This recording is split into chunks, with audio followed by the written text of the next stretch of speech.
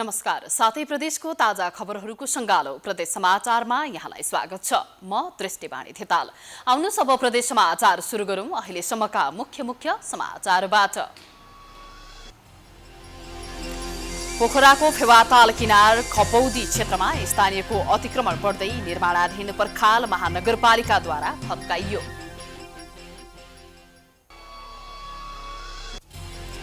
गुल्मीको मालिका गाउँपालिकामा स्थानीयको सक्रियतामा प्राविधिक शिक्षा सञ्चालन, प्राविधिक शिक्षा अध्ययनमा विद्यार्थीको रुचि बढ्दै।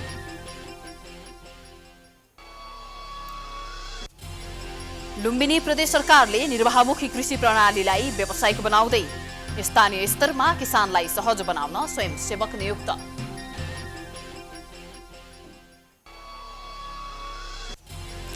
र कैलालीको धनगढीमा 2 महिलाहरूको सक्रियतामा दुना टपरी उद्योग सञ्चालन, मनज्ञ आम्दानी भएपछि महिलाहरू आत्मनिर्भर बन्दै।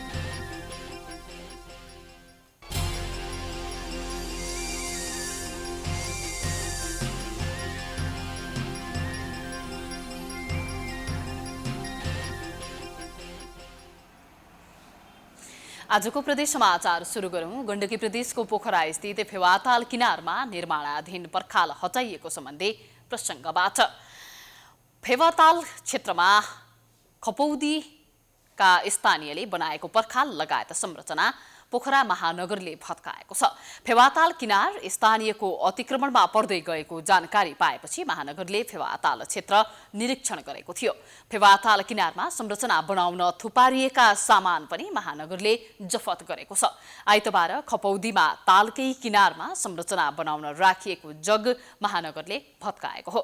आज बिहान स्थलगत अवलोकनमा पोखरा महानगरपालिकाका प्रमुख महानबहादुर जीसी लगायतको टोलीले निरीक्षणका लागि त्यस क्षेत्रमा पुगेको थियो। त्यसै क्रममा पोखरा महानगरपालिकाका प्रमुख जीसीले कानून मिच्ने जोसुकै कारबाहीको भागीदार बन्ने बताउँदै अवैध रूपमा बिना इजाजत निर्माण हुन लागेका संरचना हटाउन निर्देशन दिएका थिए।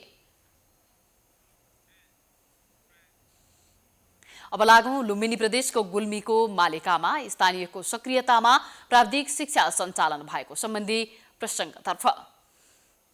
सैद्धान्तिक शिक्षाको विकल्पको रूपमा हेरिएको प्राविधिक शिक्षाप्रति सरकारको ध्यान जान नसकेको अवस्थामा गुल्मीमा प्राविधिक शिक्षा सञ्चालनमा आएको छ।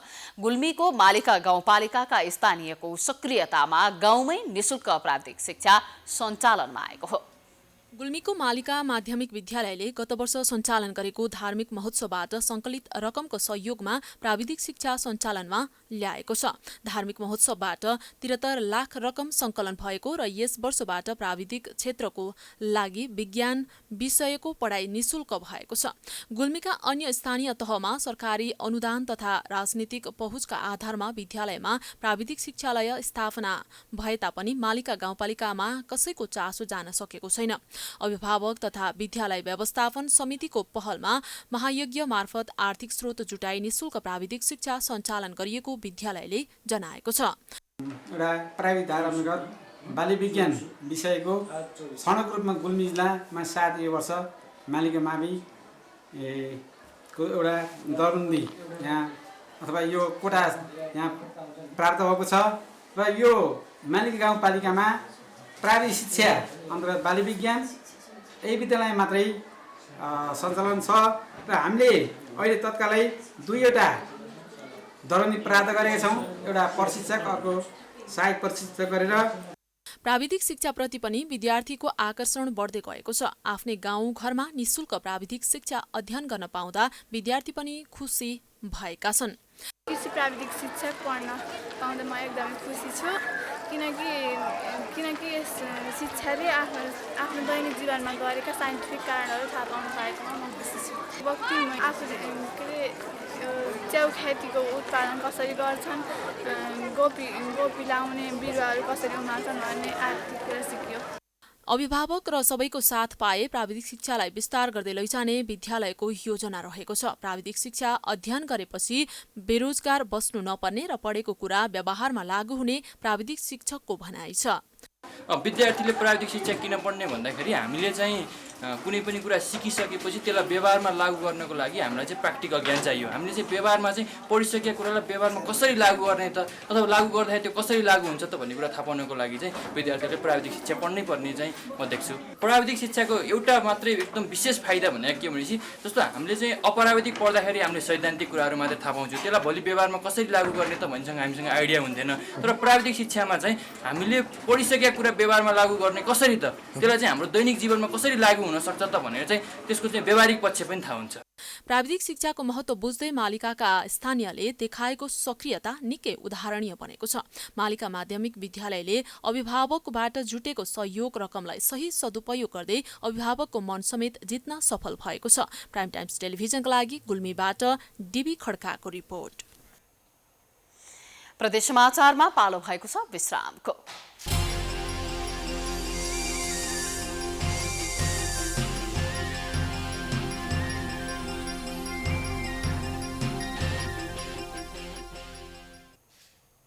विश्रामपछि प्रदेश समाचारमा स्वागत छ। अब लागौं प्रदेश लुम्बिनीतर्फ र सरकारको निर्वाहमुखी कृषि प्रणालीलाई व्यावसायिक बनाउँदै गरेको सम्बन्धी अबको क्रममा लुम्बिनी प्रदेशको भूमि व्यवस्था तथा कृषि सहकारी मन्त्रालयले 983 जना हरित स्वयंसेवकलाई नियुक्त गरेको छ।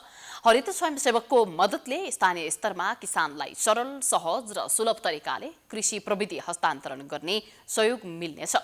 निर्वाहमुखी कृषि प्रणालीलाई व्यावसायिक बनाउँदै कृषि तथा पशुसेवा प्रवाहलाई स्थानीय स्तरमा पुर्याउन कार्यक्रमले सहयोग मिल्ने कृषि तथा सहकारी मन्त्रालयले जनाएको छ। वार्ड स्तरमा चाहिँ नि हाम्रो चाहिँ उपस्थिति गराउनको लागि हाम्रा कार्यक्रमहरूलाई त्यहाँ कृषकसँग पुर्याउनको लागि यो गरिएको चाहिँ कार्यक्रम हो। त्यसमा तपाईँहरू हामी काम गर्छौँ, हामी एउटा नि लिडरको रूपमा काम गर्छौँ भनेर त देखाउनलाई तपाईँहरू आउनुभएको हो। त्यही भएर तपाईँले त्यही अनुसारको चाहिँ कामहरू गर्नुहुनेछ। आफ्नो चाहिँ रोल र रेस्पोन्सिबिलिटिज भन्छ होइन, आफ्नो चाहिँ कर्तव्य, मेरो कर्तव्य के हो र मैले के काम गर्नुपर्ने भन्ने कुरो तपाईँले नबिर्सिकन यो हरित स्वयंसेवकको चाहिँ उद्देश्य अनुसार जानुपर्ने हुन्छ।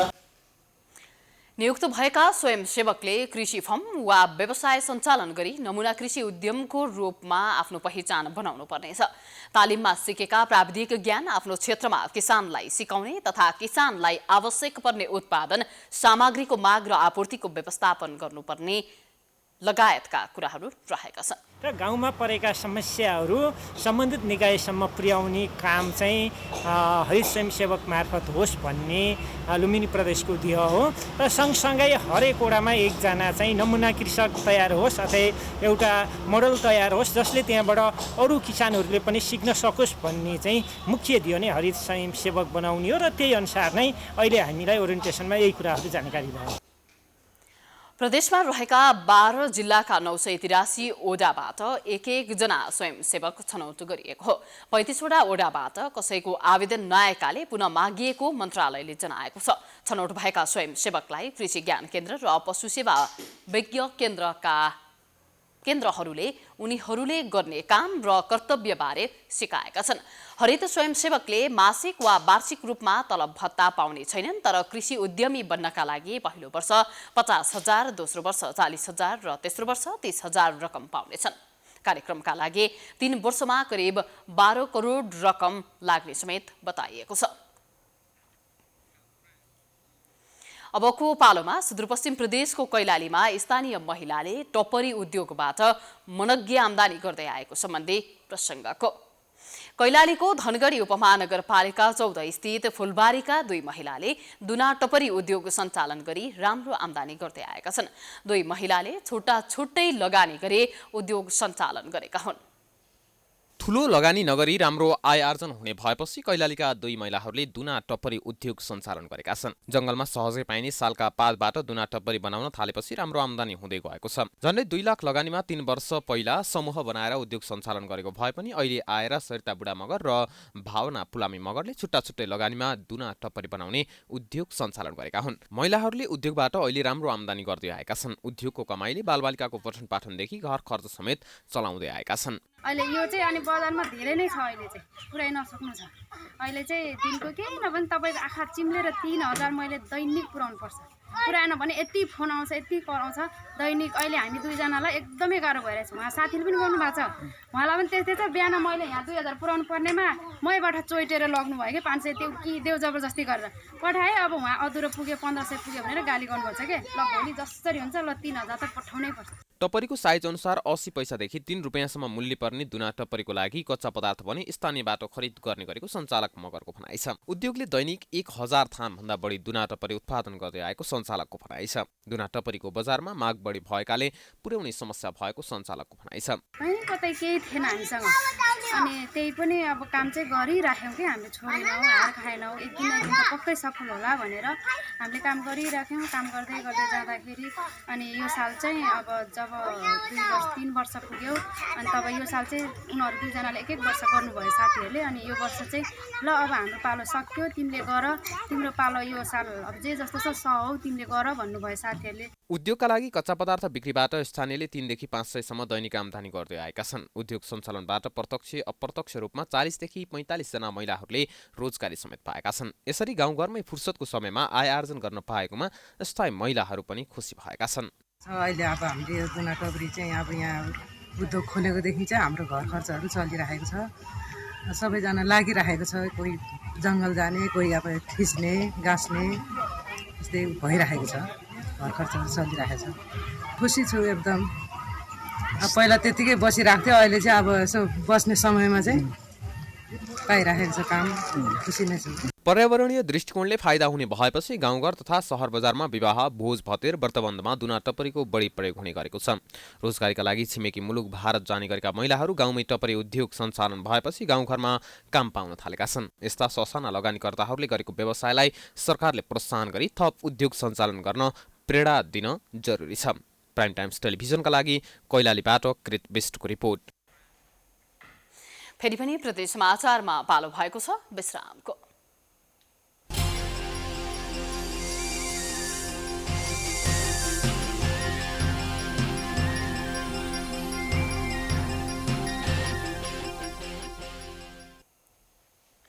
विश्रामपछि प्रदेश समाचारमा पुनः स्वागत छ। अबको पालोमा लुम्बिनी प्रदेशको कपिलवस्तुमा एक महिलाको हत्या भएको सम्बन्धी प्रसङ्गको। कपिलवस्तुको शिवराज नगरपालिका 5 स्थित चन्द्रोटामा एक महिलाको हत्या भएको छ।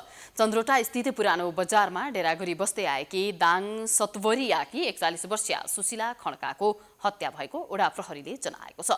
गैराती खड्काको टाउको तथा मुखमा धारिलो हतियार प्रयोग गरी हत्या भएको प्रहरीले जनाएको छ। हत्याको बारेमा आशंकामा प्रहरीले बहादुर खड्कालाई नियन्त्रणमा लिएर अनुसन्धान अगाडि बढाएको छ। घटनाका बारे थप अनुसन्धान भइरहेको कपिलवस्तु प्रहरीले जनाएको छ।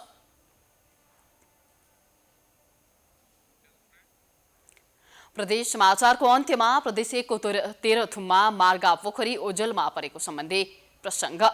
धार्मिक आस्थासँगै पर्यटकीय सम्भावना बोकेको पूर्वी पहाडी जिल्ला तेह्रथुमको छथर गाउँपालिका स्थित मार्गा पोखरी ओझेलमा पर्दै आएको छ। स्थानीय निकाय तथा सम्बन्धित निकायले पोखरीको उचित संरक्षण तथा प्रचार प्रसार नगर्दा पोखरी ओझेलमा परेको हो।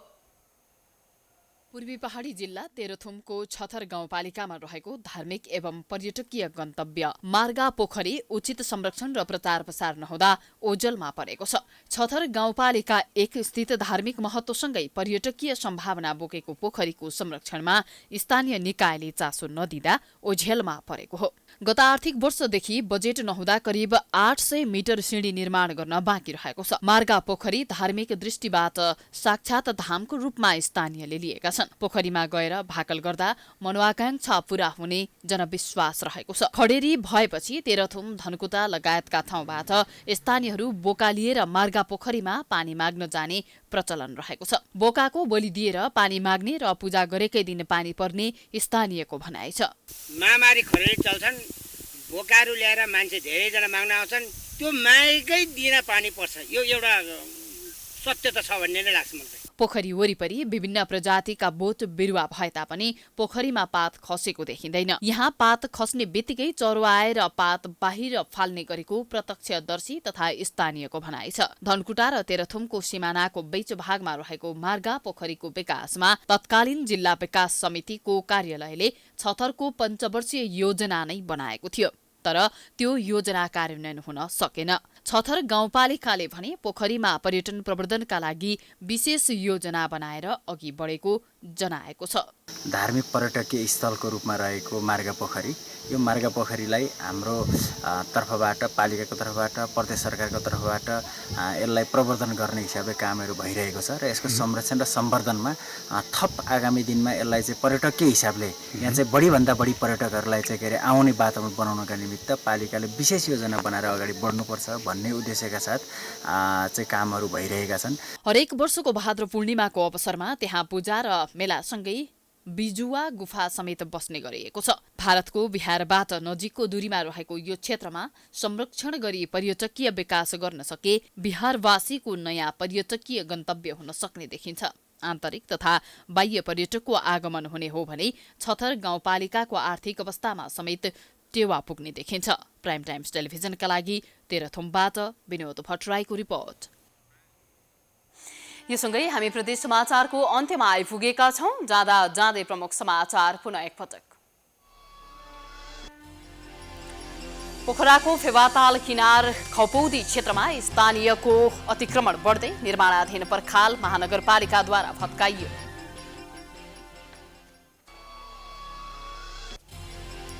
गुल्मीको मालिका गाउँपालिकामा स्थानीयको सक्रियतामा प्राविधिक शिक्षा सञ्चालन, प्राविधिक शिक्षा अध्ययनमा विद्यार्थीको रुचि बढ्दै।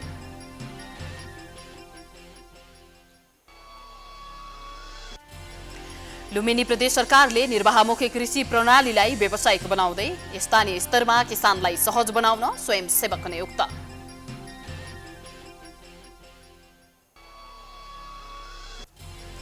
र कैलालीको धनगढीमा 2 महिलाको सक्रियतामा दुना टपरी उद्योग सञ्चालनमा मनोज्ञ आम्दानी भएपछि महिलाहरू आत्मनिर्भर बन्दै।